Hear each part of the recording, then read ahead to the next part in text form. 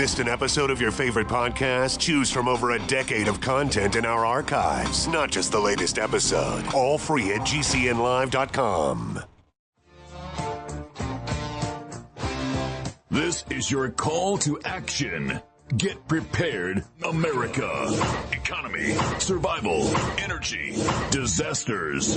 This is USAPrepares.com. Informative radio, educational radio. Interact now by emailing instructor@USAPrepares.com or text at 434-390-7953. Class, please take your seats. Now, your instructor, Vincent Finelli. Everyone all set, cocked, locked, blissed? Dr. Shealy, are you blissed? Yes.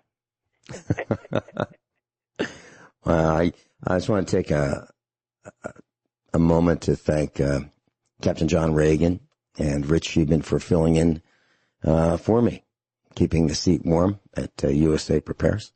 Thank you very much. You guys did a great job. And, here at the farm, we're under siege in many ways. And one of those ways is the weather. Dr. Shealy, we've had about a foot of rain almost nonstop. Not quite nonstop, but drizzle, overcast, downpour, hail the size of marbles, size of nickels pelting us. So much hail that we were unable to drive on the road. My son and I had our truck on the road and we were unable to drive. We had to duck for cover under a large canopy of trees because the hail was so great. It broke shingles off roofs. We had a tornado. It ripped buildings, just shredded them and spread buildings across fields. For the last month, it's been pretty wild here. And darn right dangerous. The hail was so bad, you'd have to be absolutely out of your mind to go outside. The minimum that you would need would be what the police use as riot gear.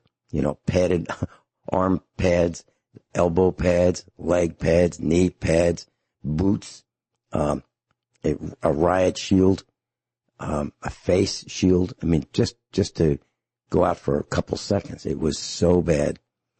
Did you have that out your way? We got no hail that I'm aware of and only 4 inches of rain last week.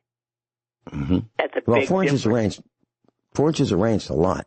It's a lot of rain. But yeah. in our basement, actually our house, which has been there since 1937, had a little bit of seepage into the basement. Not foot deep, but maybe almost a quarter of an inch deep. Across the whole basement? Yeah. Just seeping right in through the concrete. Yeah. That was one of the things I wanted to mention today, that when we built our basement, one of the things that we did was around the perimeter, we excavated deeper than the footing. A little deeper than the footing, and we put in this perforated 4-inch plastic pipe. And on top of the plastic pipe, we put gravel, large gravel, like 1-inch stones. And the holes that are in this perforated 4-inch pipe are about a 1/2 inch in diameter. And then we covered that with black plastic. And then we covered that with dirt. And what happens is when the soil gets so soggy that the moisture drips all the way down to this perforated pipe, it travels to a low point on our farm through a solid pipe, and it drains out. So we actually drain the water from below the basement floor.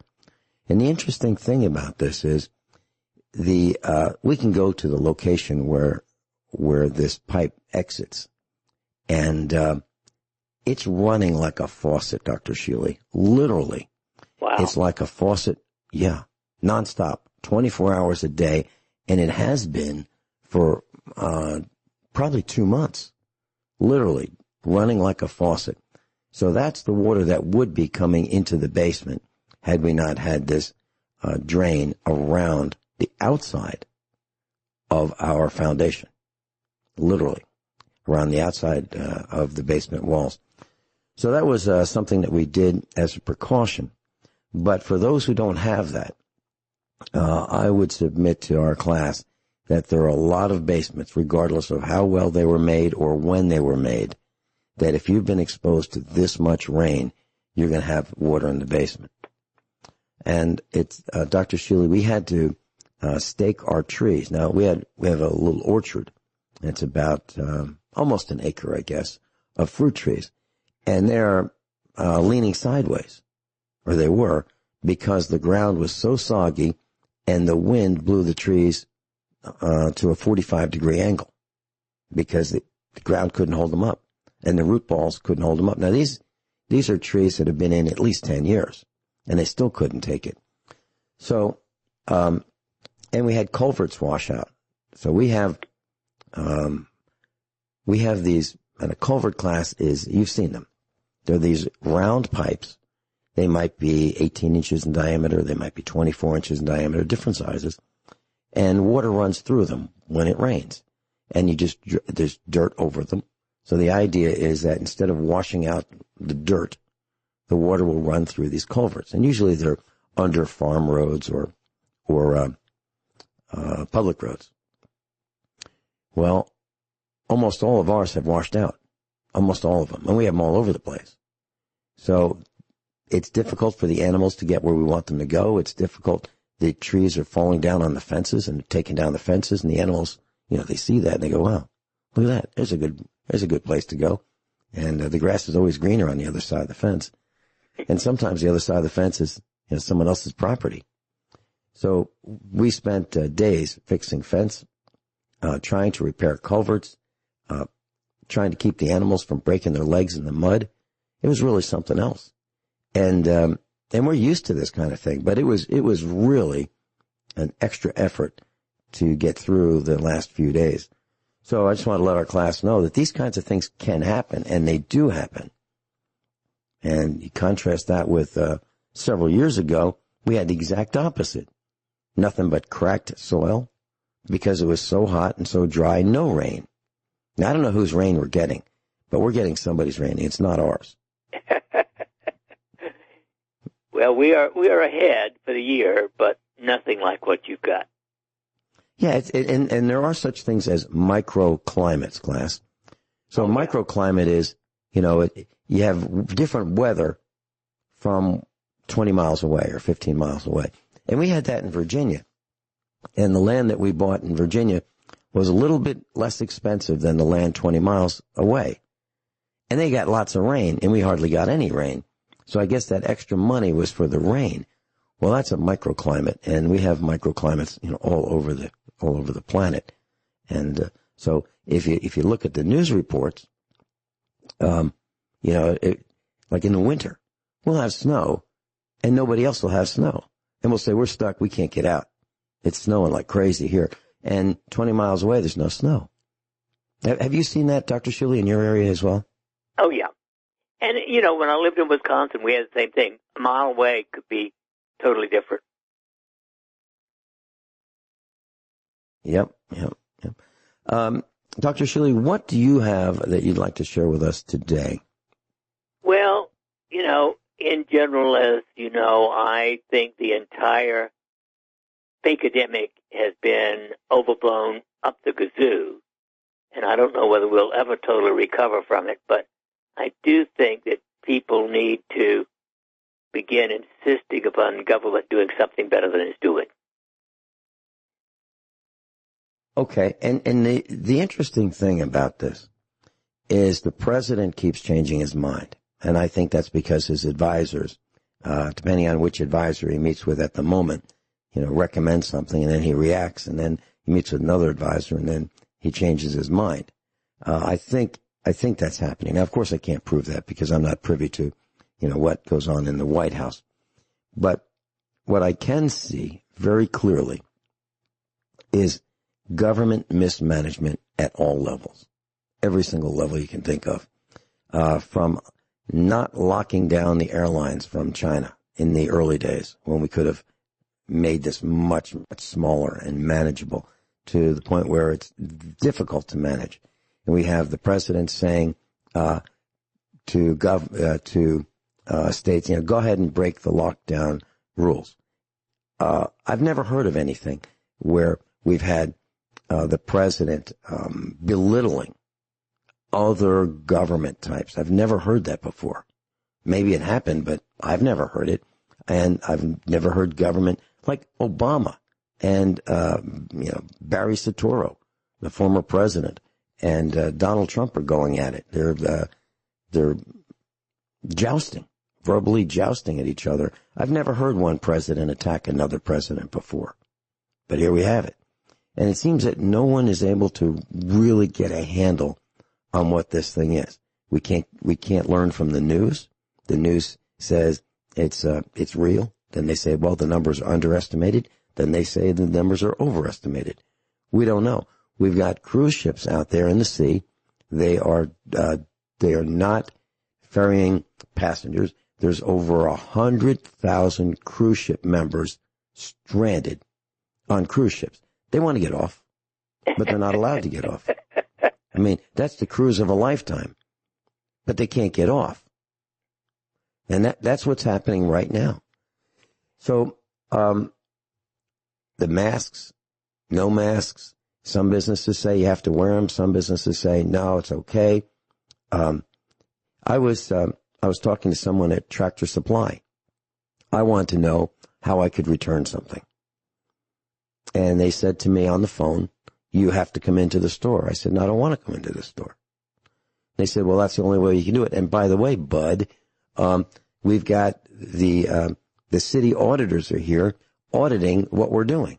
So there's no way we're going to risk breaking your rules or breaking their rules to exchange or return something. Give me my money back for something that we don't want, that, we bought before. And they said, we'll give you another 120 days, to return it. I said, how do I know you're even going to be around? Honestly, we don't know anything and may never know the truth. I've got to agree with that. I'm looking at numbers right now. Roughly about 8 weeks ago, the president of the United States, Donald Trump, did a press conference, and we've talked about this. And he said there are 15 infected people confirmed in the United States. 15. 1-5. Today, it's 1.5 million infected, according to confirmed cases, their numbers. We are looking at about 90,000 dead confirmed from the coronavirus. But we don't know what that even means.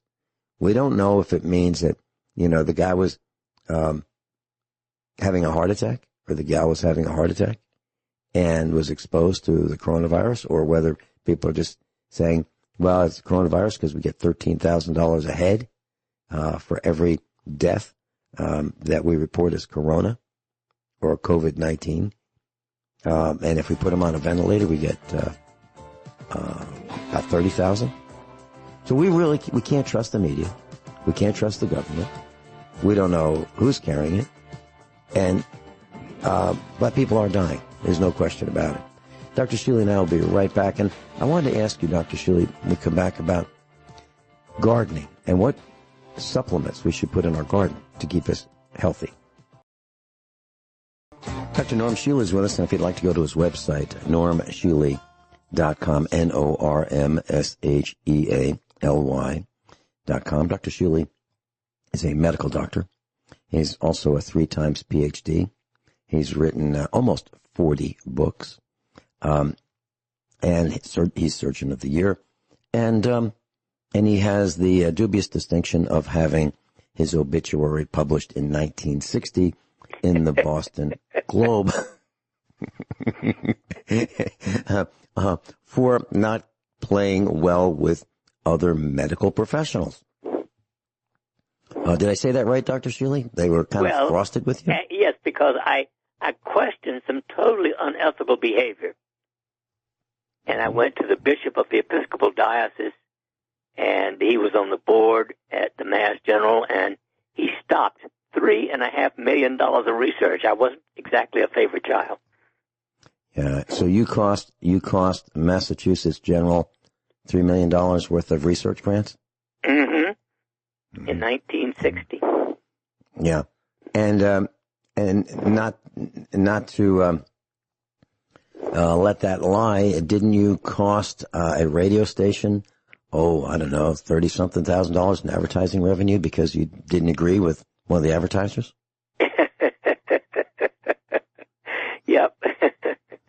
Mm-hmm. I've been a bit of a maverick all my life. Oh, good for you. Good for you. Well, Dr. Shealy, I've been thinking about the garden.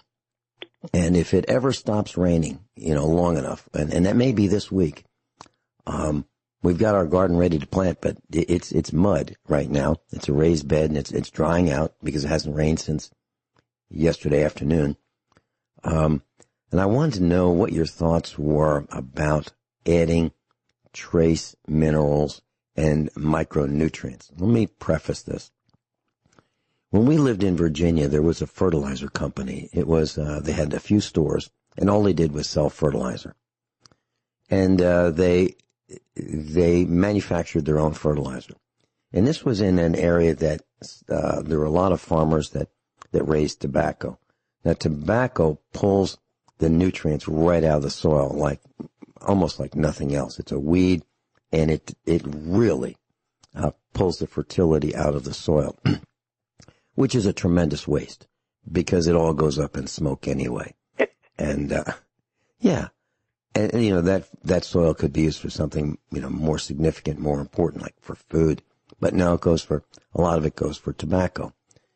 And this, fertilizer company had on either side or both sides of their front door to their store, store is kind of a loose term. It's more like a barn with a front door, and you could walk in and select what fertilizer you wanted at the counter.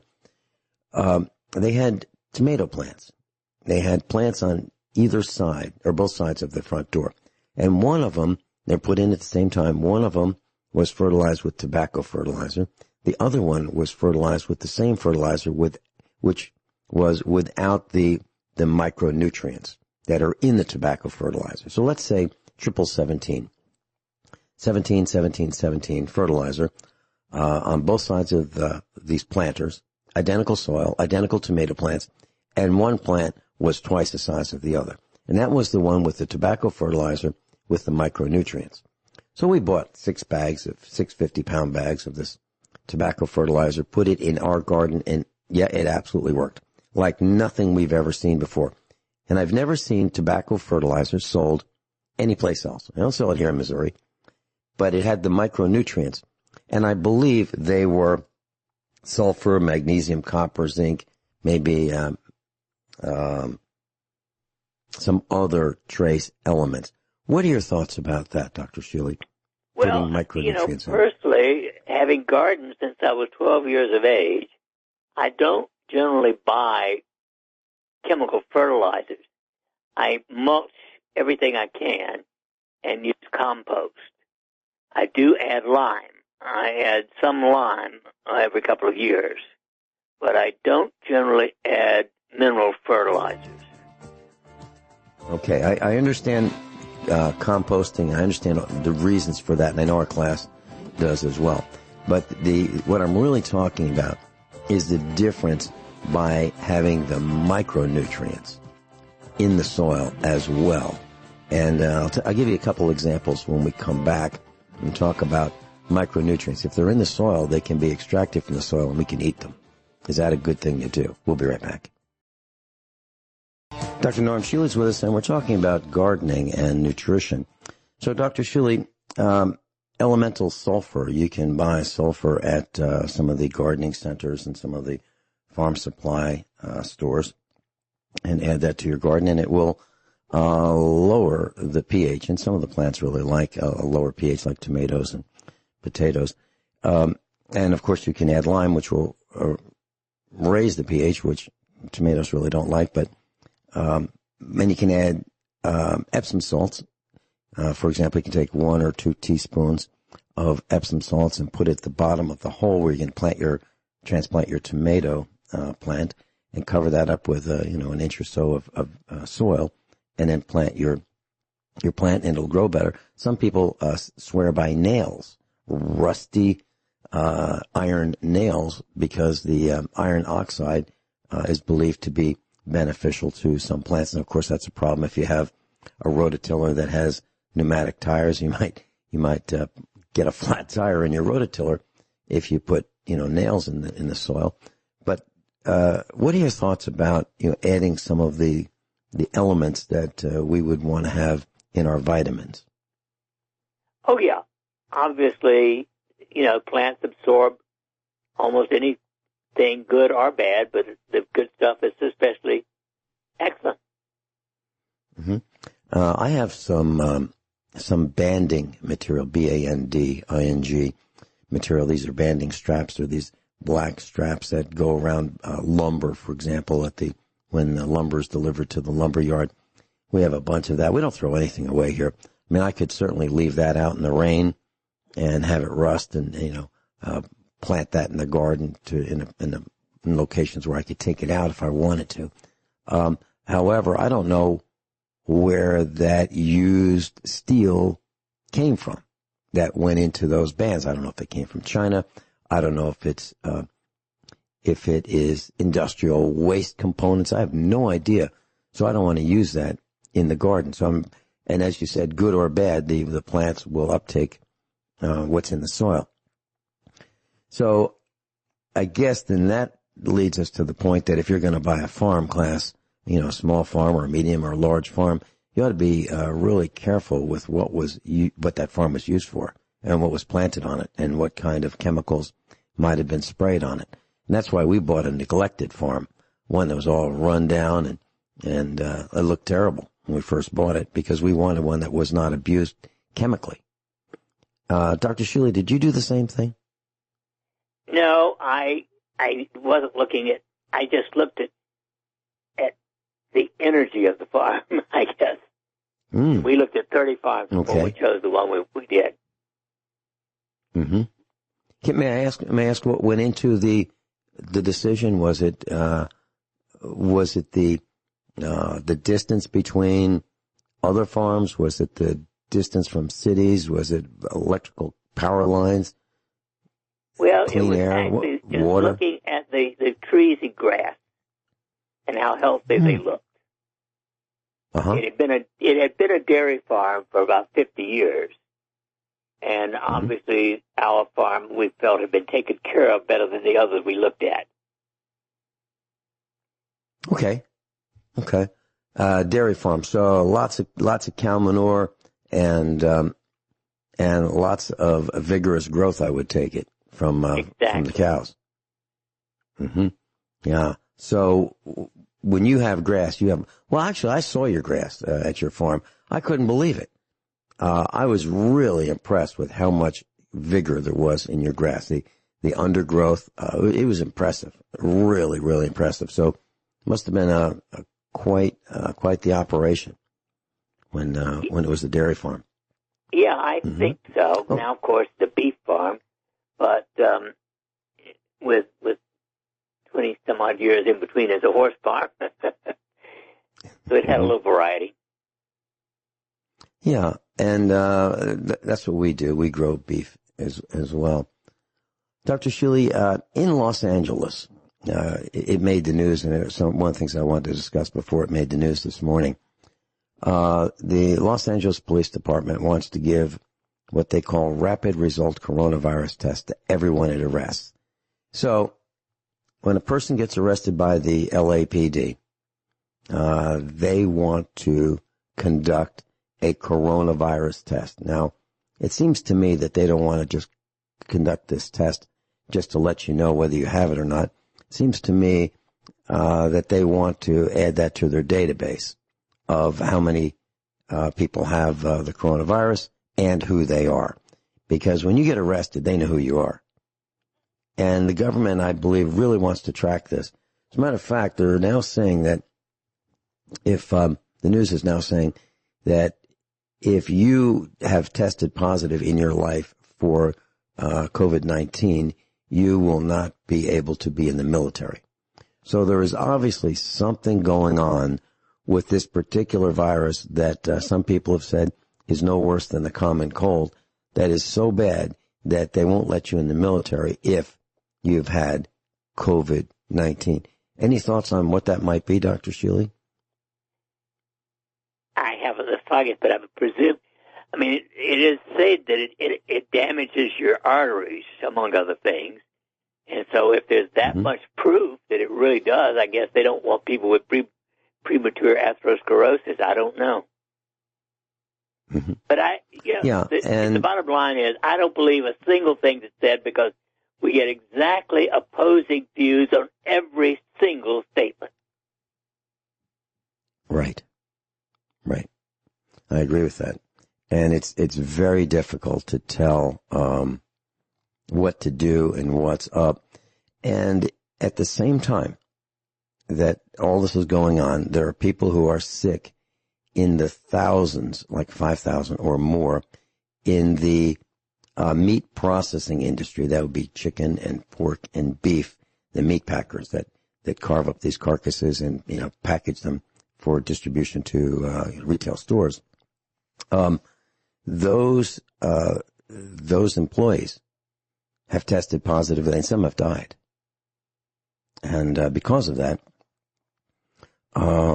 the public is very concerned about eating meat, and I don't blame them.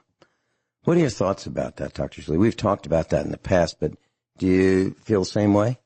Well, yeah. I mean, of concern? Considering everything, I'm leery of buying possibly flu-infested, if you will, meat.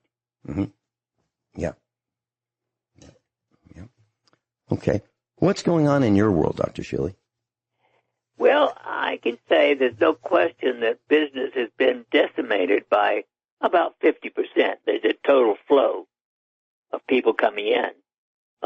And that's because of the lockdown. A lot of people will not break the lockdown for anything. Okay. And I kind of feel the same way. I don't want to go to the Chinese factory outlet. I've got some defective tools that we bought previously from Harbor Freight Tools that I would like to get replaced. Well, I still can get them replaced. But I don't want to go in the stores. As I mentioned before, at the Tractor Supply Company, they want me to go into the store, and I don't want to go into the store. And the thing about the masks, I kind of like the idea if someone has symptoms, I sure would like them to wear a mask. That way they wouldn't spread it to other people, like me and you and our class. It seems like people are not really concerned about others. That's what I'm seeing. Well, I think that's true, but we don't know. I mean, the bottom line is we don't know how. To me, coming to my office to take care of people who are here is important, and I've done it. I have not stayed home and not worn a mask. I use lots of alcohol hand cleaner, but that's about it. And I haven't had the bug, as far as I know. Yeah, and how would you know? Because my understanding is that symptoms, not everybody has the symptoms right away. So you can be infected, pass it on, and not have the symptoms. And if you've got a strong immune system, you can be infected and become immune to it without ever having been sick. Yeah. But that's true of almost all kinds of infections. Mm-hmm. Yeah. And so it's kind of like a catch-22. We're darned if we do, we're darned if we don't. So you want to keep your immune system up. You want to go outside. You do need to be exposed to other people, but you don't want to be exposed to people that can get you so sick that you can die from it. And that's why people are not flying. That's why people are not going on cruises. That's why people are not shopping.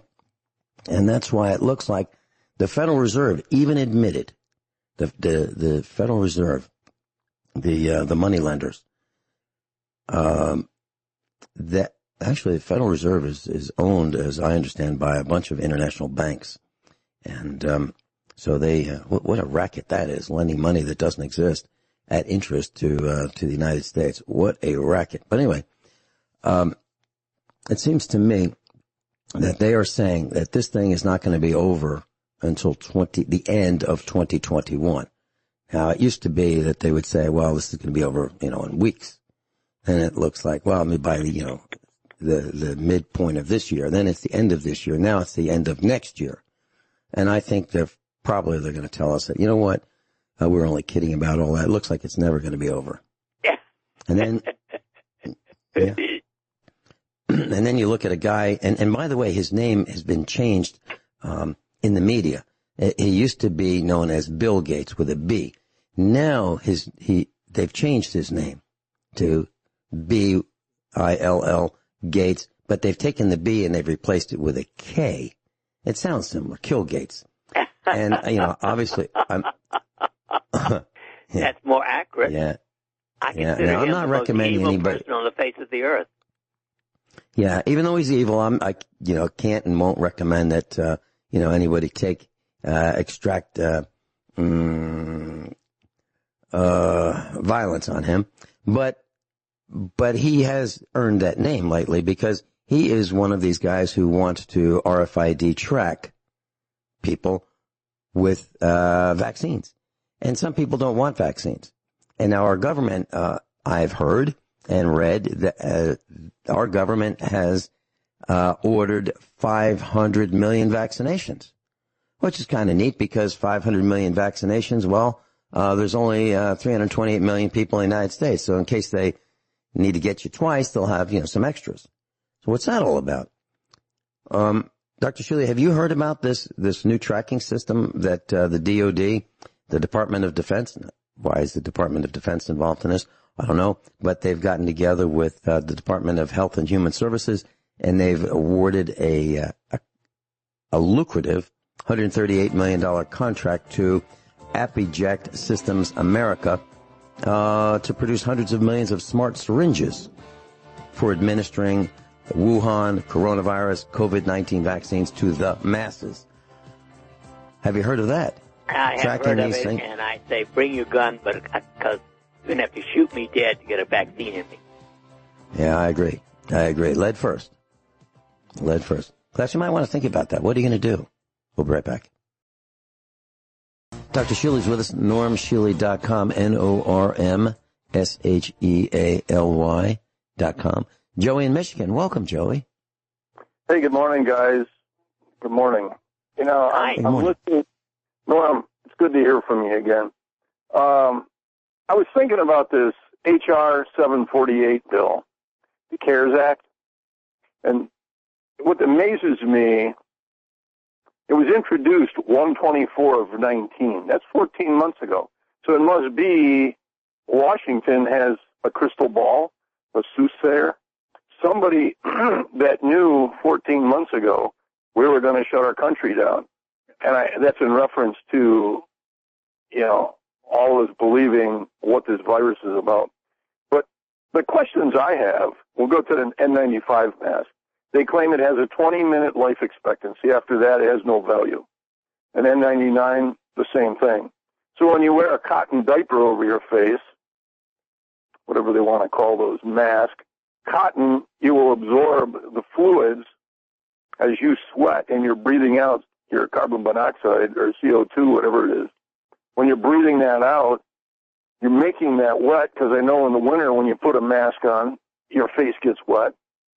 So if a virus was to stick to the outside of the mask, then all the more it should be stuck, and then you have a better chance of attracting it into your system. And I mean, what would you want to spray on that, Norm? Anything you can think of if you had to wear the mask? Because, I mean, I won't wear the mask. I've walked out of stores. I just refuse to wear it, period. It's that simple. And if they arrest me, well, they're going to have to shoot me probably. And if you were going to wear a mask, you almost want to have eye protection as much as you want face protection, because your eyes would absorb something in your fluids. Probably wouldn't be so good. Things about these masks, this bill is between $2.2 billion, goes as high as $6.5 billion or $6.6 billion, or like the other H.R. 666 bill that's in the making right now? Who would dream up a number like that? You know, drive up shopping, where you can drive up and order your groceries. A year ago, everybody thought that was a joke. Today, oh gosh, what a great idea. Or these veggie burgers at all the fast food restaurants. And all of a sudden, we're all laughing, but it's all of a sudden, oh my, there's a meat shortage. So they all have this crystal ball, and if you stand back and watch the dogs herding the sheep into the pen, what are going to be in these veggie burgers made out of probably GMO'd food that's going to help accelerate these inoculations? Some rectal intellectual is dreaming up for the people. Even in Italy, they have one of the legislatures want to arrest Trump, what's his name, Bill Gates. They want to arrest Bill Gates because of the virus.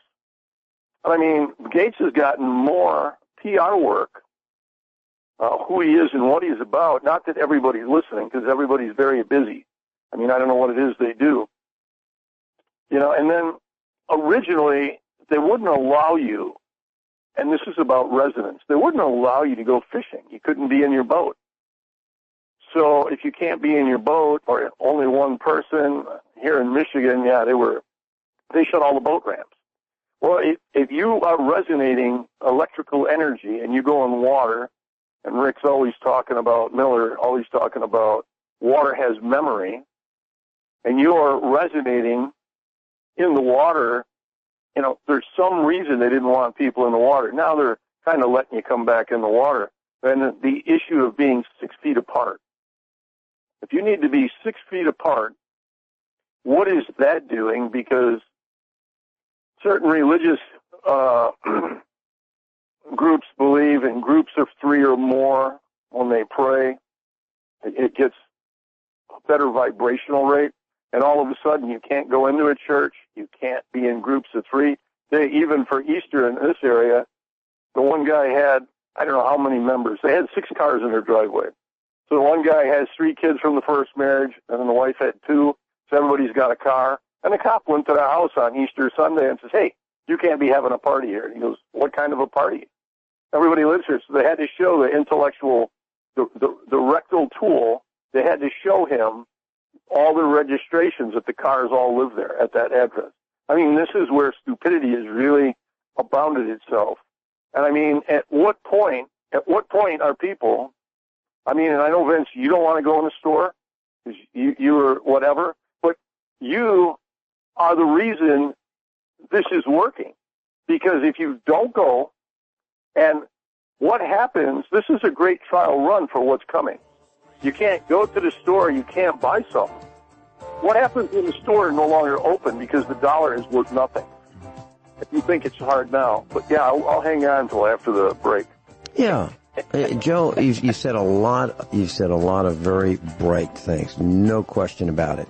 A lot of conspiracy theories. And I've said that any and all may absolutely be true. And I've got the same questions that you have. I'm erring. If I'm going to err, I'm going to do it on the side of caution. But I'm concerned about everything. And I've said that I believe that the panic, which we're seeing, will be worse than the disease. We'll be right back with Dr. Norm Shealy. Joey, I'm sure you've got some more comments. Everyone all set? Cocked, locked, blissed. Hour number 2 of USA Prepares. Dr. Norm Shealy is with us. Joey is on the line, and Brandon in Michigan, you'll be up next. I just wanted to mention, I heard at the top of the hour news, and I'm sure you did as well, that the Dow is up 800. Well, at the second, it's up 812 points. Stores are declaring bankruptcy. JCPenney's is bankrupt. Sears is bankrupt. Malls are vacant. Highways are vacant. And the Dow Jones, the leading indicator, is up 800 points. 808 at the very second. We still got to go 4,000 to get back where we started. and as Dr. Shealy has been saying, that you can't believe anything. So if you think the Dow Jones is a leading indicator, it used to be. That's when we had companies like General Electric that actually made products like appliances. when we had companies that the automotive industry was represented. Now it's who is represented, and most of the 30 companies, the corporations in the Dow Industrial Average, are in the red for the year over year. Okay, they're in the red. So yeah, they're in the red, but the Dow is up. Joey, do you have any other comments that you'd like to make? I do. My rant wasn't so much to have a question, an answer question. My rant was, if I'm thinking about it, I know you're thinking about it, I know Norm's thinking about it, we're all thinking about it. So let's take our group of three right now, resonate this out for everybody else, and let them, because they're probably thinking the same thing. I mean, you can't look at this, you can't accept what's happening. The grocery stores open by us, a medical marijuana store is considered a primary business. But a haircut isn't a primary business. I mean, and what they're doing and what I'm really excited about what I've seen. I've seen how stupid people are. I've seen even how, what did Como say?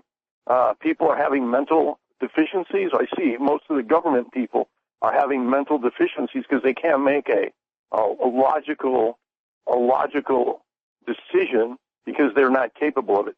But the reason I did call in, I wanted to know two things. There was the eye drops, some kind of castor oil.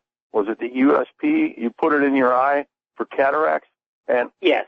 I know you said 100 times, and I'm going to ask for 102 times. How does that work? It softens up your part of your eye that's getting calloused? Is that how that works? Well, it actually doesn't. It helps to remove the calcium deposit in the lens. So it's the calcium deposit in the lens that creates the cataract. Exactly. And the oil you're using is, what do you call it again? United States Pharmacopoeia castor oil. Any castor oil you buy at a pharmacy is likely to be USP. And you put how much and how often and for how long? One drop each eye each day or night. Doesn't matter when you do it, just one time a day. And you do that for a week or you do that for 6 months? Probably the rest of your life, because according to optometrists, all individuals eventually develop cataracts. So if you've got early cataracts, start as soon as possible, and you can dissolve them within 3 to 6 months and keep them away. Okay, good. I've listened to that, and, it's so difficult when you make notes, and then you got hundreds of pages to find it. So let's go back to magnesium. There's there's magnesium carbonate, there's magnesium citrate, there's magnesium gluconate, and there's a magnesium bis-glcinate.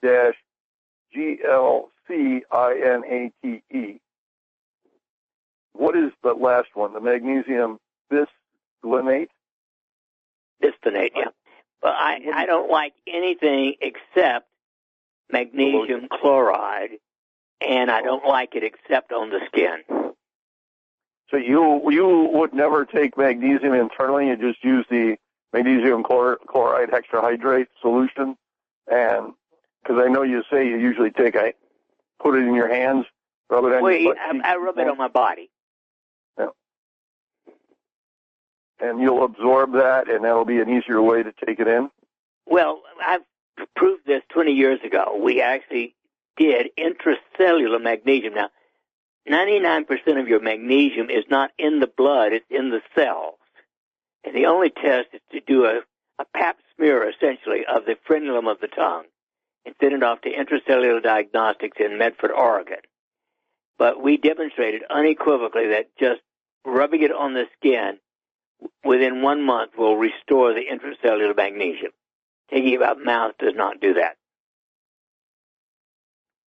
All right. I was reading about different things last night in the magnesium, and I mean, because you got like calcium carbonate, and I mean, I guess the other question is, what causes the calcium to build up in your eye?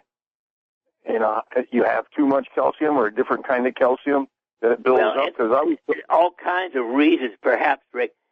There's actually a book that came out within the last 6 months that suggests that coronary artery stenosis, if you will, is because we eat so much calcium in this country. In America, the average person gets 1,000 milligrams a day. In other countries, they get in 200 to 250 milligrams a day. And so it looks as if Americans eat about 4 times as much calcium as any other country. That's put in it because of the FDA, or it's just how we happen to eat it? Well, it's just, I don't know. It's been pushed by our medical profession. They push it. The other stupidity of the medical profession is to push magnesium and calcium in the same pill. Anytime there's calcium in your stomach, it prevents you from absorbing the magnesium. Right, you're supposed to take the magnesium 6 hours before you take the calcium, correct? Well, I don't believe in taking magnesium by mouth ever. All right. I don't want to hold Brandon up because, he's only got X amount of time left. I do appreciate the moment, rant, because I want to focus on our energy, and we're all thinking the same thing. We're just indirectly thinking about it. And while you've got 3 plates spinning on a stick, and as you bring those plates closer, it's like a magnet. When you push it towards another magnet, it pushes apart. Well, let's focus on pulling this energy together because, we're at the trial ends of this journey, and I'm not interested in this shot. Everybody I know, they're done. There's no more reason to move forward, and I'd have to believe this whole crisis is not just created over a virus. It's created over a financial virus, an economy that's imploding as we speak, and it's done. I mean, when you print an extra $6 trillion, at $20 trillion, you could never pay off the interest. So obviously, one thing we've learned about people that file bankruptcy, right before they go down the tube, they spend, as long as they can get more credit, they buy more stuff. And I'll leave that thought out there floating around. You guys be safe. Thanks for the time, and we'll talk again. Joey, thank you for calling. That was Joey in Michigan. Okay, we've got Brandon in Michigan. Welcome, Brandon. Hello, gentlemen. How are you? Great. Doing just fine. Brandon, you want to talk about the lockdown? Well, it all stems from, why the Dow is doing so good. You didn't cover that. That's because the vaccine's getting likely towards finalization. From what I understand, though, they're already test trialing it and already have the concoction ready. So when Trump deploys the military, it's going to get real wild. Brandon, you don't have to answer this, but are you willing to accept the vaccine based on what the president is recommending? Oh, we've already talked about this. I just want to let our class know. I'm doing a poll at work, and I'm asking people if our employer requires a vaccine to work, you going to take it? Most of them say no, which is great to hear. Yeah. I'm with you. See if they walk the walk. I wouldn't take it. And, one of the best things about being unemployed is you don't have to do what they say because there is nobody telling you what to do other than, the government with taxation and their rules. But it's really nice not having a job. That's one of the advantages of being a farmer. There's no one really telling you what to do. I mean, on a minute-by-minute basis. So there are people who are going to work, and maybe that's what these 500 million vaccines are for. Make sure everybody gets a few of them. And there aren't that many people working in the United States. There are roughly I think the number is around 158 million possible workers, and about half of them are unemployed right now. That's the new number. And, we've heard that back in the first Great Depression that about 25% were unemployed. Now it looks like we're approaching 50%, or we're at 50%. That's the number I believe. And what is unemployment? Is that somebody who's sitting at home watching, reruns of television, moving the mouse every 10 minutes? And by the way, if you're doing that, if you have one of those jobs where you're working at home and you're moving the mouse every 10 minutes to pretend you're working, there's software to detect whether you're moving the mouse or not. And it can remotely turn on your camera and your microphone. That's a huge invasion. And I'm not up for that. I don't want that in my house. I don't have that in my house. But, and then there's the social tracking. Since when did we say it's okay to track us? Okay, well, now you know by the media. The mainstream media is telling you that they know how many people have left New York City because of the tracking through their cell phones. They know where you are. They know where you've been. And they've recorded it. Did you allow them to do that? I don't think you would willingly and knowingly allowed them to do that, but that's what they're doing already. So they've got the cameras. They've got Wi-Fi. They've got 5G, 4G, 3G. They've got the satellites. They've got, what is that satellite that has those thousands of lenses? And it can track you in a parking lot, and someone can click on you and say, okay, just follow that guy. I'll put a red box around you. Argus, A-R-G-U-S is the name, of this device. And it can follow you around in the parking lot, track you wherever you go. We've reported many years ago that, for Black Friday, there are companies that have these antenna arrays. They set them up in malls, and they would track where you went. They would track you from the minute you walked in the front door, where you went. Did you go to Victoria's Secret or Sears or J.C. Penney? Where did you go? Or did you go to the men's room, the ladies' room? And why were you in there so long anyway? I mean, we've reported this for years. So this has been going on. And now we're at the point where they really want to know where you've been. So, Brandon, are you seeing, in your travels, are you seeing the supply chain failures or not in Michigan? Oh, yeah, that's a given. When we come back, would you tell us what's missing from the shelves? Because I don't know. I really don't know, because I don't go to stores. I haven't been in one in months. And that's my choice, but that's my choice. I'd love to know, and I'm sure the rest of the class would. And we've got Kathy in Ohio on hold, and she's got some questions for Norm. We'll be right back. Dr. Norm Shealy's with us, normshealy.com, normshealy.com. Brandon's on with us. Kathy's up next. David's up after Kathy. And I just wanted to mention, Joey had a question about castor oil. You can go to the Chinese factory outlet, and there's a brand called Humco, Humco, castor oil. It says it's a natural laxative. It's in a 6-ounce bottle. It's the one I have in my hand. I bought it quite some time ago.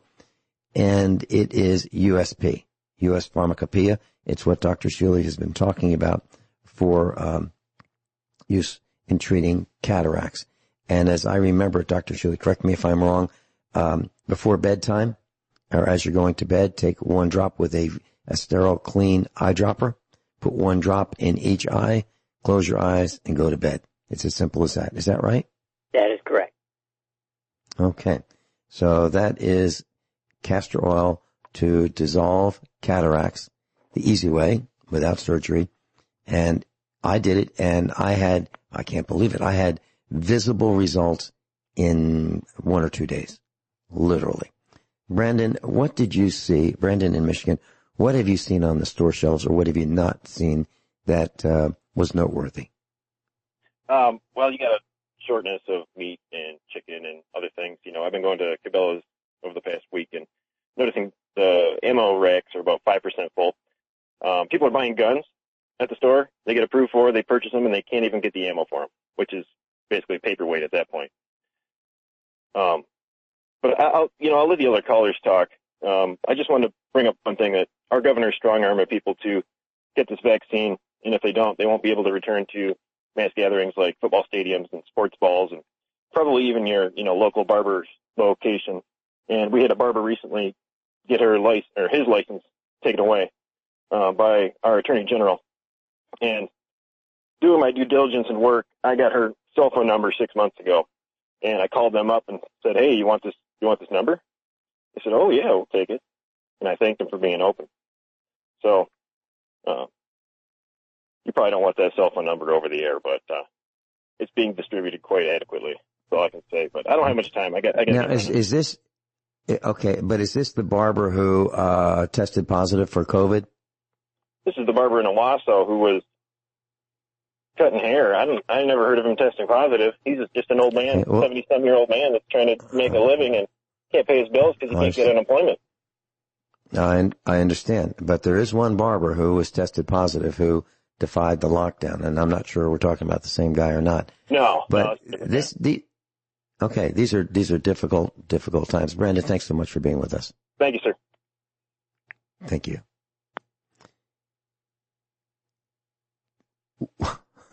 I just hit the wrong button. Oh, geez. I just disconnected Kathy. I have a button for air and a button for drop, and I hit the wrong one. I apologize, Kathy. Please call back. David in Illinois. You're on with Dr. Norm Shealy. You've started something. I think there are going to be a number of instructors calling in and saying, "How you doing?" Welcome. Well, how you doing? Anyways, Dr. Shealy, you mentioned something last week, and I needed to ask a question clarify something about vitamin D. And you mentioned that what you do when you're starting to feel, something coming on, that you would take 3 vitamin D of the 50 IUs a day for 2 days. 50,000, yeah. 3 of the 50,000 unit, yes. Right. Now, here's my question. In the past that you had certain, amounts to take for weight, now would that same thing be, would it be the same, or would you give a lesser dose for somebody, say, that's under 100 pounds? Well, if they were under 100 pounds, I would probably only take 100,000 instead of 150. Okay. That's what I wanted to clarify about that situation. And then no more than, what'd you say, 3 months, was it? No, 3 days in a row.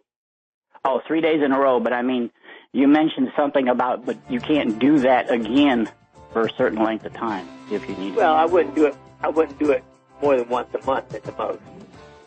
That shouldn't be happening that often. Right. I'm just saying if there was like another second bout of something you were coming down. Right. I would take it again. David, did you want to hold? Yeah, I want to ask another Okay. Thing. Thank you. All right, please hold. And then Kathy, I'm sorry I disconnected you. We'll put you on after David. Dr. Norman Shealy is with us, normshealy.com, NORMSHEALY.com. If you'd like to go to the website and get the same vitamins and minerals and supplements that I buy, that's where you can go, normshealy.com. David in Illinois is with us. Kathy's on hold, and Kathy will be with you in just a minute or so. David, please continue. Now, one of your other callers brought up about the masks and how to possibly sterilize them if you're using them. I used my UV wand to sterilize ours, and make sure it's all every time I go out. And I only wear a mask. Now, I don't really worry about me too much. I avoid people. But there's a lot of older, elderly people working in the stores. I don't need that on my conscience that they get sick possibly because of me. So when I'm in them stores, I do wear them. I've seen enough dead people in my days that I don't need that on me. You know what I mean? And if that's all I got to do is put a mask on when I go in the store and take it off when I get out in the air, then that's what I do. It makes sense. It makes absolute sense to me. Dr. Shealy, what do you think about UVC sterilization? We use that when we get packages here dropped off outside the farm. Okay. I love David, that's what we do. Before the panic, probably over a year ago, I bought Ultraviolet C LED lights as well as ultraviolet lights with fluorescent tubes. And, of course, you know that, class, you do not want to look directly at ultraviolet light. It causes blindness in animals as well as people. So be very careful. But what we do, I fabricated an impromptu ultraviolet wand. What it has is an array of ultraviolet LEDs in a row. It's about a foot long. It has a driver, which means it has a power conversion system, and it's powered by 120 volts AC. And I fabricated it so it's attached to a long wand, a stick, and we don't look at this. One person plugs it in on a long extension cord, and another person handles the wand. And we have a tote, which is a Rubbermaid style 4 foot wide, 2 feet by 2 feet by 4 foot box with a hinged lid. And we will, with gloves, pick up whatever we want to disinfect with disposable gloves, put it in this tote, put the wand in the tote with the LEDs aimed at the surface that we want to disinfect.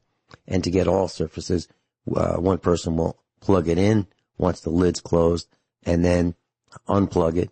The lid gets opened a few minutes later. Then the package box envelope is rotated to another surface so it can be disinfected. That's how we do it.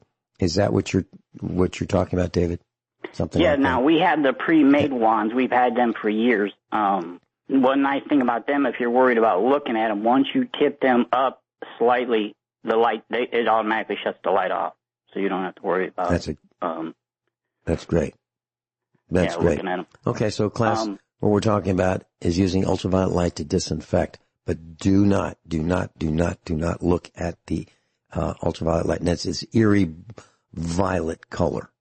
And you've seen it at restaurants, you've seen it in kitchens, commercial kitchens. It's this light that's hanging on the wall. You can just see the eerie glow of it, but you can't see the bulb.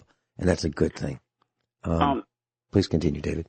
Now, if they go to purchase one of the pre-made wands already, there's been a problem with the larger wand that has a battery pack in it, the brand that mostly makes them, and there's some defect where it doesn't charge properly, and then you have to deal with that issue.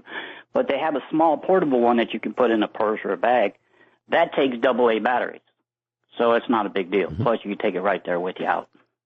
And it's small. Yeah, and it's about the size of a flashlight. I've seen advertisements for something that is very concerning to me, and that is this little portable tabletop ultraviolet air cleaner, air disinfector.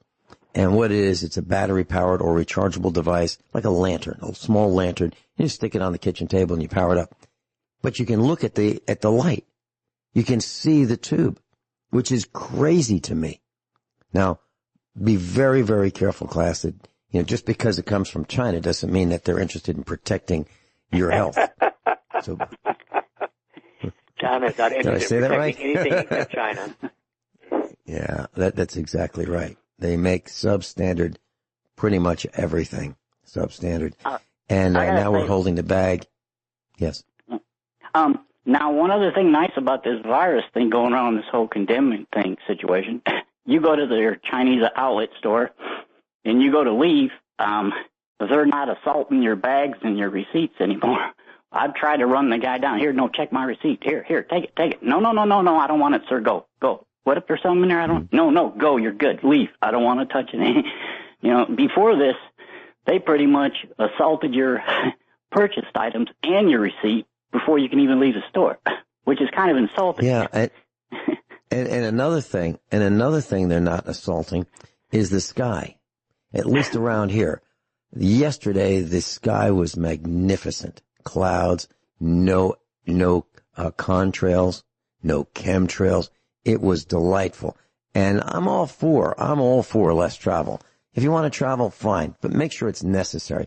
But to just hop on a plane just because you want to go read a book in, some country is nuts. Or if you want to, waste fuel, putting around the ocean, that's crazy to me. Absolutely crazy. Polluting the planet for needless reasons. Kind of like smoking. Just go ahead. One other thing, destroying I try the to land. Not take up much time, so the other lady, hopefully it's okay to say lady nowadays, can get on. It is, and she is. She's Kathy in Ohio. She's a USA Preparedness instructor, and of all the people that I would never want to hang up on, I hung up on her accidentally. But go ahead. Anyways, now I know some people brought up about eyes, especially if you're having to travel around people that are compacted, like in these cities, which I wouldn't live in, but some people don't have a choice. They have some glasses that are called Wiley X. They're military issue, and they're not big military glasses. They're sportier, but They have replaceable pop-out lenses, so you can get them in sunglasses or clear. But they actually have rubber cups that actually go around and protect your eyes. And they're just like sunglasses in a way, but they're supposed to be able to be shatter resistant, because they were made for the military guys. But you can get them, all over the place. But if you're worried about something getting in that situation, if you're in them environments, mm-hmm. That's a great point. So, all right, David, thank you for calling. Right, you go. All right, bye. Thanks so much. All right, bye-bye. Kathy in Ohio, I'm so sorry I hung up on you accidentally. I hit the wrong button. Oh. And, I guess I forgot my training when I was off for a couple of days. Oh, no problem. I have a question for Dr. Norm, please. Yeah, what's up? Sure. I have some castor oil here. I'm not sure if it's the same as you're talking about. It's called the Palma Christi castor oil, texane free. It says pure cold pressed top quality oil. Is that something I can use? No. I don't trust it unless it's got United States Pharmacopoeia on the bottle. Okay. And I do understand that the Palma Christi's made stuff for the Edgar Casey Foundation, but I want to be sure it's purified before it goes in your eye. Okay. Kathy, have one more question. Kathy, I have in my hand a 6-ounce bottle, Humco, Humco, and it's U.S. Pharmacopoeia. It says USP on the bottle, castor oil. And it was about $2 and change from the Chinese factory outlet. So if someone goes into that store and you go into the the drug department, it's an over the counter liquid, and it's under $3. Okay. I do have one more question about going to the dentist. How do you feel about when and how to get a cleaning now? I'm going to mention what I've done for the last 2 months since I missed my dental appointment. Okay, we're closed. There's something called Honest, Honest 3 dental paste. It's got ozone in it, and it cleans your teeth 10 times better than any toothpaste I've ever tried. It really, I think I'm going to cut down my dental visits to once a year now instead of twice a year. Oh, where do you get that at? Amazon. Okay. Honest 3 dental paste. Okay. Yeah, because I'm way overdue, but I'm leery to go. Oh, now. I am too. I'm very leery to go. I mean, that's one of the last places in the world I want to go after this thing. But I really do like the Honest 3 ozone toothpaste. Oh, okay, a follow-up question. When do you feel, or when would you see the signs of being able to go get a cleaning? Like, how long do you think we should wait, or do you just want to wait and see how things go with? Well, that's really where we are. I don't see at the moment. I might start thinking about, I want to know what's happening in September, for instance. That's the earliest I would consider it. I think that's what I'm going to do.